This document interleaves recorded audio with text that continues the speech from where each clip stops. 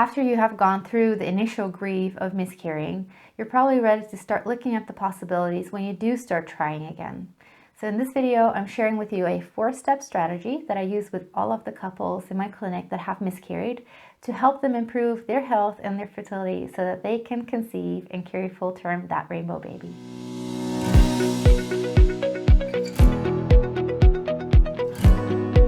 Hello my lovelies, and welcome to another one of my videos in which we'll be looking at what things you can start doing to improve your chances of conceiving your rainbow baby after you have suffered with a miscarriage. In this video, I am sharing with you my 4-step strategy. It's not that I have this strategy lying on my desk, but what I did is I started thinking about what are the things that I tend to do? What are my first steps with a couple that has miscarried? And what will we do next? And out of that came this 4-step strategy because it's so much easier to understand a 4-step strategy than a whole long story, isn't it? Number 1 is not a quickie. It is heal. And this is so important and so overlooked because the odd thing is sometimes when we are grieving or we need to be healing, we don't want to get into that pain. We don't want to get into that healing process, and it's so much easier to just look ahead and throw out this to-do list and start working. But it is a strategy for us to avoid the pain. But we need to go through the pain. We need to go through the healing. The least difficult thing to address is anything physical. So if you have gone through a D&C, for example, there are a couple of homeopathic remedies you might want to start taking to make sure that your uterus is healing and to avoid adhesions and scarring, which can give you problems in the long run. I've covered this in a previous video, which I'll link in, but I can just tell you the remedies right here instead of sending you there. And that is Arnica, Calendula, and Staphisagria are my go-to remedies. You could add Bellis Perenis, which is a bit of a deeper calendula, but with those first 3, you're already making a big step and they're easy to find. Calendula you may know as marigold. It's often in creams to heal skin, but it can heal deep tissue as well if you take it homeopathically. Arnica is all about bruising and bleeding and physical trauma, but it will also support your emotional trauma from miscarrying or having the D&C. And then we have got the Staphisagria, which is especially useful if you've had a D&C because Staphisagria is for any kind of incisions that are made, but also again for the emotional level of having had a surgery happen to you, because even though you have consented to it happening, it is really invasive to your body. It's not something you want in the first place. So you need to turn off this survival mechanism, screaming like, don't cut into me, don't get into me, to get the surgery done, but that doesn't mean you didn't experience any trauma. So Staphisagria is super helpful for healing the site of incision physically, but also the emotional trauma you may have experienced from having a D&C. If you're still at the point of wanting to avoid a D&C or you want to hear more of what I shared about healing after a D&C, then go check out that video. I will link it in the cards and in the description down below as usual. So now that we have dipped our toes into the healing process on a physical level, which isn't as scary, let's talk about the emotional part, okay? Because this is, as I said, really overlooked and it's so important. Do you realize that if you don't go through the emotions, if you don't process the grief or the fear or the anger around this whole experience, that this could potentially prevent you from falling pregnant again? Now, this isn't the case always, so don't get into this fear position like, oh, I need to really process what has happened to me, otherwise I won't fall pregnant again. But just realize that if you stay away from it, you don't allow your emotions, you don't give yourself an opportunity to process it, then down the line you might find out that you aren't falling pregnant just because of this. And I've done a really cool video series with Helen Sutar a while back, and it's well watched, and it is all about the emotions that could be preventing you from falling pregnant, and the big ones are fear, anger, and grief. So definitely check those out as well after this video. But I also want to give you some homeopathic remedies to support you while you are processing this grief. There are 3 ways that I tend to see women going through the grief, and one is crying loads and loads and loads and wanting a lot of support and feeling so much better when their husband is cuddling them or they can talk about it. And the remedy for that is pulsatilla. And if they just feel so upset, they might be throwing up because of it, or they just feel incredibly grief-stricken. Not necessarily much better for being comforted, then Ignatia is the one to go for.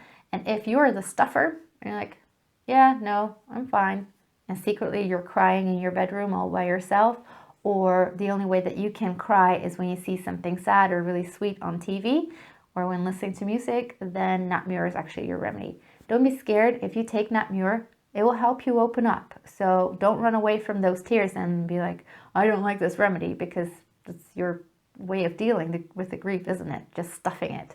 But realize if you're taking the Nat Mur, you're probably going to start crying and processing. And maybe then you will want the pulsatilla, but more likely Ignatia is what I see underneath to help you deal with those emotions. The way that I would recommend any of these remedies is, so initially the remedies for post-DNC, just chuck all of the remedies in a 200C in a glass of water and sip from it frequently for 5 days. And if after that you feel you still need healing, you can sip it an hour a week for another 5 weeks. It doesn't have to be continuous sipping, but just intuitively. But know that if you are sipping it throughout the day initially, you're probably going to get enough sips to help you heal. And then if you sip it for about an hour once a week after that, if necessary, you're probably going to get enough of it as well. And then alongside that, you can also do the grief remedies. I would probably start with that after the initial 5 days if you need to take the physical trauma remedies. And then just put it in a bottle of water and sip from it here and there. Again, a 200C is what I would recommend. If you think you need some more support, deeper support, you can get higher potencies, but I would recommend to see a homeopath to make sure, first of all, that the remedy is tailored to you and that the right potency is tailored to you. And don't be afraid to get counseling. Anything else you might be wanting to address is if you've had medication to let go of the pregnancy. This medication can really mess with our fertility and our hormone balance down the line, so you better just take care of that hurdle right after it's happened. And my synthetic hormone detox protocol is perfect for that. The contraceptives detox that is part of that is the one you want. And if you're not sure because you've had specific medication, you can always get in touch about it. So the second step is assessing why this miscarriage happened in the first place. Was it a first miscarriage? Was it another one in a long sequence? Or are you having recurring miscarriages? Was it an early miscarriage that started right away with bleeding? Or was it a little later in the first trimester? And did you find out after having had an ultrasound that baby stopped developing? So did you have a missed miscarriage? Was it much later than the first trimester? All of those things that happened around the miscarriage can give you clues as to what may have been the reason. So it could be a hormonal issue, and I've talked about that in my previous video as well. So for example, if you have recurring chemical pregnancies, it could be hormonal, but then you might want to figure out if you have a short luteal phase or you have low progesterone. So the things you need to figure that out is you need to be charting, and if you're not doing that, you can learn to do that with my free Basics to Fertility Charting course. And if you're already charting but you're not sure how to figure out if you might be having estrogen dominance or progesterone deficiency, then you can learn that with the modules that are on my chart interpretation course, and you can find the link to that in the description down below as well. And then with that information, you can have a look at some of my other resources that are all about addressing estrogen dominance or improving your progesterone levels, and usually they go hand in hand. If it was a missed miscarriage, then you're going to want to be looking at developmental issues. For example, as mentioned in my previous video on underlying causes of miscarriages, did you have an early ultrasound? Did you have multiple early ultrasounds? Or could there be heavy metal toxicity? Could it be a quality issue with eggs or sperm? Have a look at what your doctor said. Maybe they said, oh, well, it happens, but maybe they gave you clues. Maybe they did say, oh, well, it's an egg quality thing. And I've talked about this in my previous video as well, so definitely have a look at that. But also look at the videos I have on this channel that are about improving egg quality, or maybe trying to conceive when you're over 40, or if they've said, well, you have low AMH and therefore you have low egg quality, which I've said in my previous video and in many other videos, those things don't actually go together. They just talk about the amount of eggs you have left.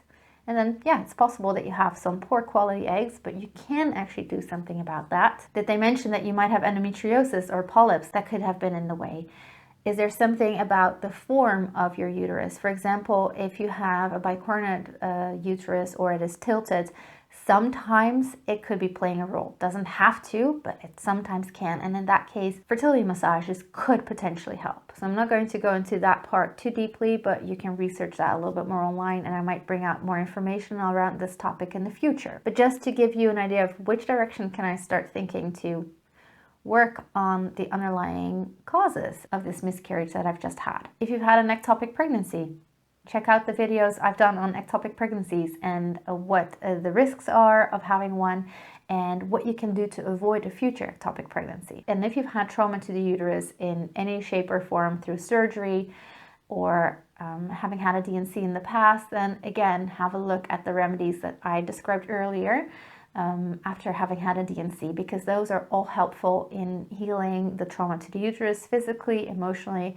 but also to address scarring. Ideally, I would say though, if you know you have this trauma, that you actually seek out the help of a trained homeopath with this. But the remedies I mentioned are a good start. If you suspect that you may have heavy metal toxicity because you've had several miscarriages, or your partner's sperm quality isn't great, or because you've had metal dental fillings, or you've worked with heavy metals, or you've smoked, then do check out that video as well. That will also take you to the heavy metal detox protocol on my website.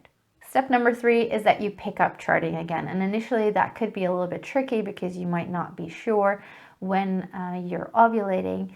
So I've done a video on this a couple of weeks ago, and I will link that in so you can check that out, how you can pick up charting again after having had a miscarriage.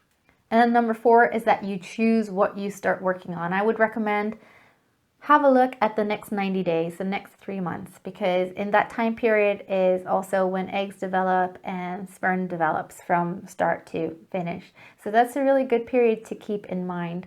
This is what I'm gonna start looking at. And then focus on eliminating toxicity as much as possible. For example, the heavy metals, and then focusing on healing physically and emotionally, maybe even relationally.